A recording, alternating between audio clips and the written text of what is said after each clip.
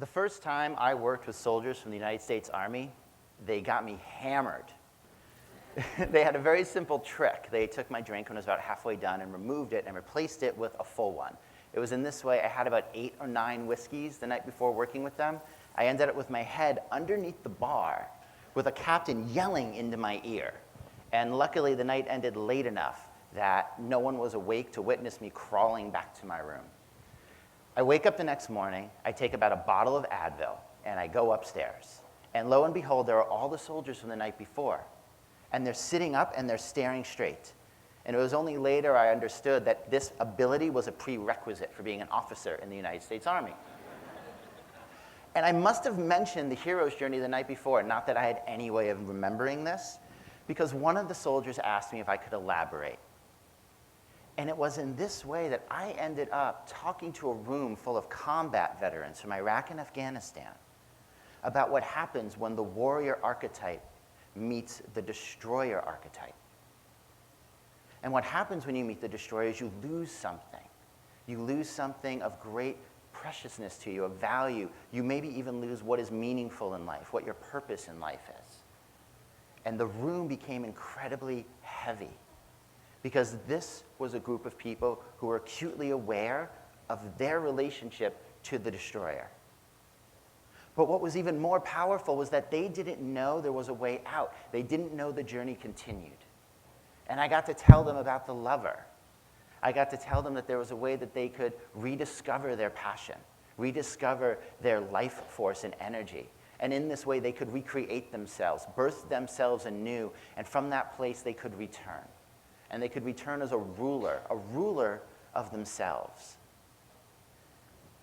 And I left that presentation thinking I was the greatest person on earth. I was going to solve all of the Army's problems with this. And 3 months later, I got a chance to have lunch with a 2-star general, Major General Dana Batard, down at the 1st Armored Division, a very forward-looking general. And I ambushed him. And I pulled out this book called A Terrible Love of War by James Hillman. And I said, we have to help the returned soldiers. They are initiates. They have gone to another place, a different realm. They have touched the divine. Because war is not something of ordinary reality. War is something that exists in the mythic reality. And we have to help them integrate this experience of having touched the divine so that they can return. And the way to do that is the hero's journey. And lo and behold, if he doesn't say okay. And so 3 months after that, I'm back in El Paso with my colleague and sister Kate and my colleague Amanda, and we do a program with a group of soldiers who have just returned from Afghanistan, taking them through the hero's journey. And I just have to tell you, it was awful. It was really, really terrible. And there are a number of reasons for that. The first is it's a mistake to focus solely on combat trauma. We have a lot of soldiers who are suffering from PTSD from experiences that happened before they ever entered the military. Another issue is technological. I was told a story by one soldier. She was stationed in Kuwait her entire deployment. It was her job to watch drone feeds. And so she would watch, in real time, battles taking place. And she would watch soldiers getting shot on live streams. But because she was always physically safe, she felt she had no right to feel traumatized. But the biggest problem that we faced has to do with a marketing campaign the Army tried called an Army of One. And this campaign did not work. And the reason it did not work is because nobody joins the Army to be by themselves. Nobody joins the Army for their own individual goal. They join the Army to be a part of something larger than themselves. They join the Army for the camaraderie. And here we came into town saying, we're going to separate you out and have you go through a journey by yourself. And in fact, it's when soldiers are alone, when soldiers are in isolation, that they get in the most trouble. 2,500 years ago in the Iliad, towards the end of the story, Achilles is chasing the Trojan hero Hector around the walls of Troy. And for reasons we won't get into, Hector is wearing Achilles' old armor. And so the visual is really potent. Achilles is chasing himself. And the other thing you have to realize is that the battlefield is cleared. Everyone has left, which means Achilles is alone. He is isolated, and he is hunting himself down, trapped into the destroyer archetype. And this is something that happens to many of our soldiers. Resilience is not a quality of an individual. Resilience is a property of our human communities.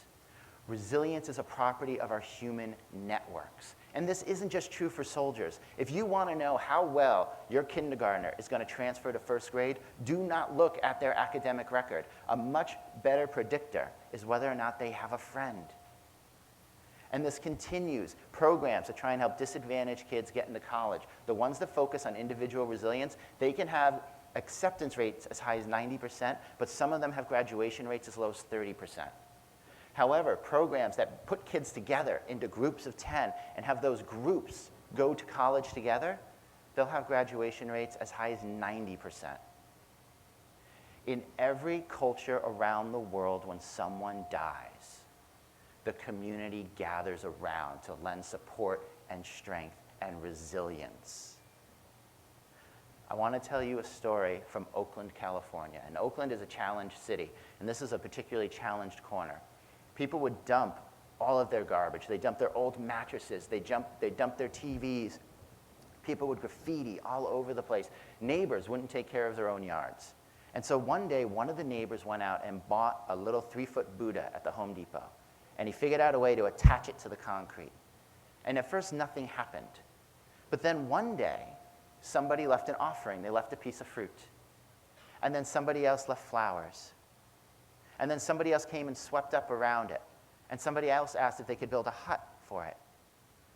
And little by little, this became a bit of a shrine, and the flowers grew. And then people stopped dumping their garbage. The mattresses disappeared. People stopped graffitiing the area. The neighbors started to clean up their own yards.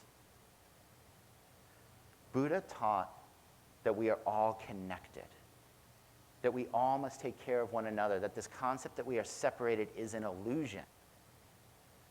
And when soldiers are on the battlefield itself acts as the Buddha.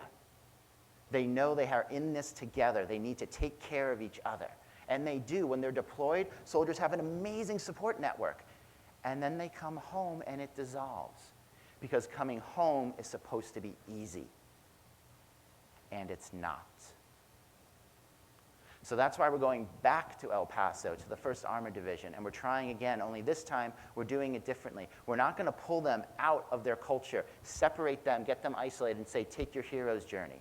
Instead, we're going to encourage them to take their hero's journeys together.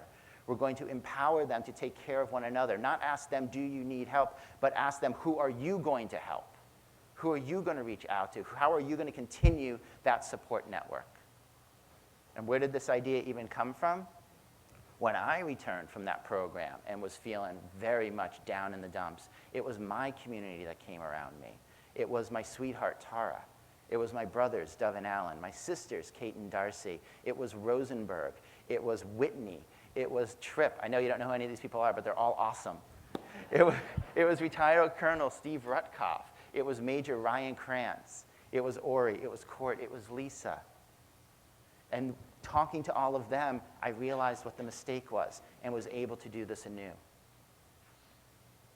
In Buddhism, there's the concept of the Sangha, which is the group of fellow travelers who are there to support each other on their journeys.